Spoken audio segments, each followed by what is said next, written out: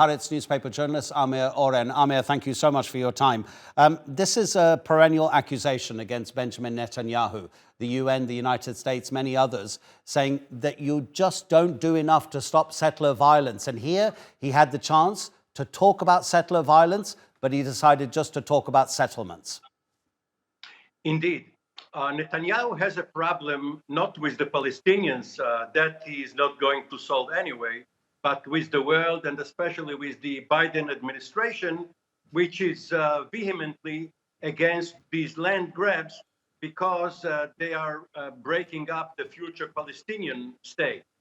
And therefore, what he condemned was only this particular action, even though retroactively he is always laundering earlier offenses. Now, as for the violence, the unprecedented statement by the three security and military chiefs, which you reported on, has already caused right-wing ministers to lash out at the top brass.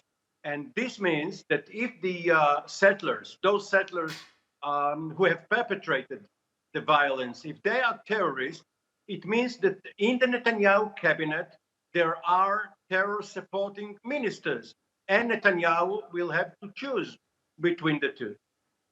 So you think that there's likely to be a collapse of the coalition because of disagreements within the government? Netanyahu is dependent for his political survival on these right-wing parties, which have 14 seats out of his 64-seat majority. If he loses any of them, he's going to collapse. And he cannot afford his government to fall, because then his legal position, because he's standing trial for corruption, his legal position would be untenable. That means that he is going, regardless of his tacit support of the security personnel, he is going probably to tolerate all of these attacks, all of the literal verbal attacks on the army and the security forces until at least the end of July. Then when the Knesset goes on recess, he is free to speak his mind. We're seeing pictures of Itamar Ben-Gvir, the far-right minister in the Netanyahu cabinet. Are there ministers, maybe Ben-Gvir is one of them, who are going off message and giving a different message to the one coming from the Prime Minister, who might actively be encouraging these settlers?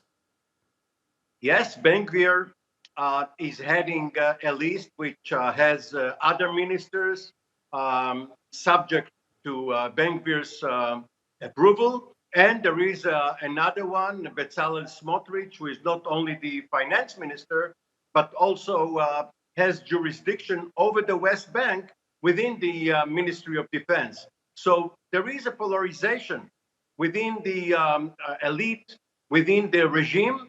But up to now, Netanyahu went with his political instincts rather than with his governance commitment. It's always good to hear from you, Amir. Thank you so much indeed.